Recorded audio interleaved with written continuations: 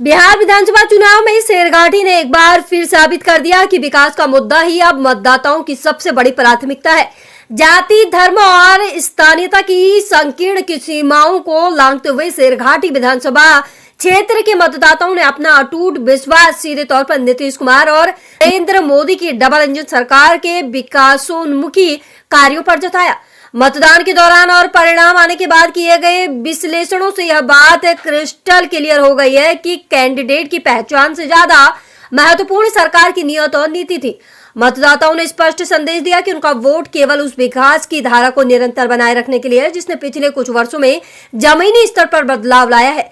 इस चुनावी माहौल और परिणाम पर आपकी बेबाक राय रखते हुए आमास पंचायत उप मुखिया अमृतनिधि पति संतोष गुप्ता ने पत्रकारों के साथ एक विशेष बातचीत में गहरी संतुष्टि व्यक्त की। उन्होंने कहा, यह जीत किसी व्यक्ति विशेष की नहीं बल्कि विकास के प्रति जन जन के विश्वास की है।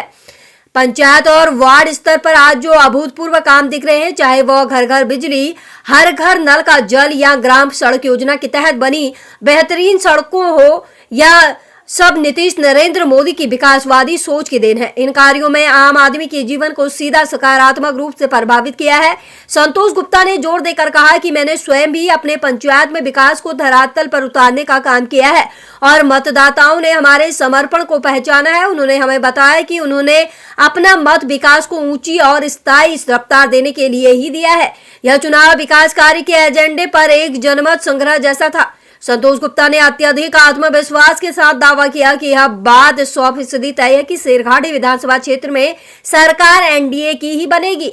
हमारा मत प्रयोग करने का मूल आधार यही था कि हमें राज्य और केंद्र में एक मजबूत, स्थिर और विकासोन्मुखी गठबंधन चाहिए। मतदाताओं ने दूरदर्शिता दिखाते हुए यह सुनिश्चित किया कि क्षेत्र को केंद्र और राज्य दोनों का पूरा सहयोग मिले। उन्होंने विपक्षी दलों के स्थानीयता के नारों को खारिज करते हुए कहा कि बाहरी कैंडिडेट होने के बावजूद एनडीए का राष्ट्रव्यापी विजन और बिहार के लिए उनका विकास एजेंडा ही सर्वोपरि है। यह हम निश्चित रूप से मानते हैं कि एनडीए का समर्थन प्राप्त करने वाला हमारा प्रतिनिधि शेरघाटी विधानसभा को एक मॉडर्न, विकसित और प्रगतिशील क्षेत्र बनाने में कोई कसर नहीं छोड़ेगा। यहाँ विकास की लहरें इतनी तेजी से दौड़ेगी कि हर गांव, हर टोला, हर गरीब तक उसका सीधा लाभ पहुंचे। यह चुनाव स्पष्ट रूप से बताता है कि बिहार की जनता अब जाति धर्म की संकीर्ण और पिछलग्गू राजनीति से बाहर निकल चुकी है। मतदाता अब केवल बेहतर भविष्य, ठोस विकास और पारदर्शिता के एजेंडे पर ही अपना भरोसा जता रहे हैं। शेरघाटी ने विकास के नाम पर मतदान करके एक नया और सकारात्मक राजनीतिक संदेश दिया है। सर, आज मतदान का महापर्व था। क्या सोच समझ कर आप लोगों ने वोट डाला? क्या लगता है कि इस बार किसकी सरकार बनेगी? मैं आपके चैनल को बहुत बहुत धन्यवाद देना चाहता हूं। मैं विकास को देखकर मैं वोट दिया हूं और विकास हुआ है। रोड का हो, गली का हो, और सभी मैंने कार्य बहुत सा ऐसा है कि बहुत नीतीश जी हों, मोदी जी हों, गठबंधन में अच्छे तरह से कार्य हुआ है और विशेष रूप से होगा और इनकी सरकार बनेगी। महागठबंधन एनडीए की सरकार बनेगी। कितने सीटों पर ये एनडीए जीत रही है?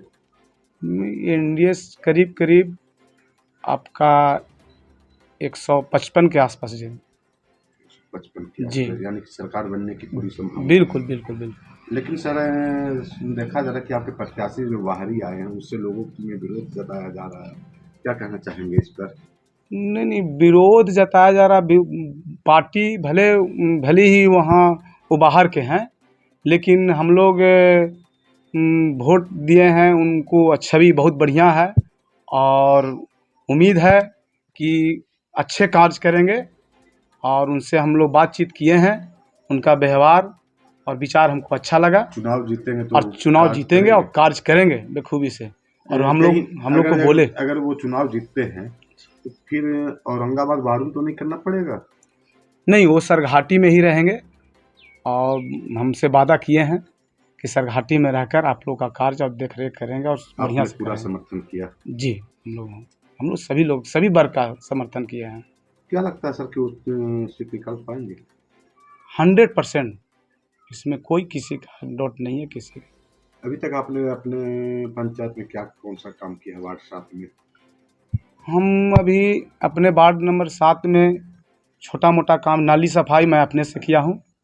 मुखिया जी सिर्फ संतावना देते रह गए कि मैं दूंगा राशि, लेकिन वो नहीं दे पाए। फिर इसके बाद मैं नाली भी बनवाए हैं, नाली भी 150 फीट करीब बनवाए हैं, लेकिन अभी तक हैं, हाँ अपने पैसे से बनाए हैं, लेकिन अभी तक उसका राशि सिर्फ संतावना मिला है अधिकारी लोगों से कि मिलेगा मिलेगा, लेकिन अभी तक 150 फीट का नाली का पैसा हमको नहीं मिल पाया है। आधा अधूरा कार्य पूरा हाँ, होने आधा से अधूरा कार्य हुआ है, खाली उस पर अभी ढक्कन अभी नहीं डलाया है, जिससे लोगों को बहुत प्रॉब्लम आपके विधायक दिक्कत भी हो। जीतते हैं तो कार्य पूरा होगा। हाँ, उनको मैं इस बात को रखे बहुत पहले ही कि कम से कम ये कार्य को जीतने के साथ पहले कार्य को ये कीजिएगा। वो बोले हैं कि हम सबसे पहला कार्य ये करेंगे, क्योंकि दलित लोगों का है। आमस प्रखंड के मतदाताओं को क्या कहना चाहेंगे? आमस के मतदाताओं को कहना ये चाहेंगे कि जो भी लोग एनडीए को वोट दिए हैं वो आपको खरा उतरेंगे वो, और कार्य को बेखूबी से वो एनडीए के उदय सिंह यादव कार्य करेंगे। कर के देंगे सर। मेरा नाम संतोष कुमार गुप्ता है। ऐसे हम टेंट हाउस चलाते हैं। हमारी पत्नी रूबी कुमारी वार्ड सदस्य है, उप मुखिया है, और मैं प्रतिनिधि।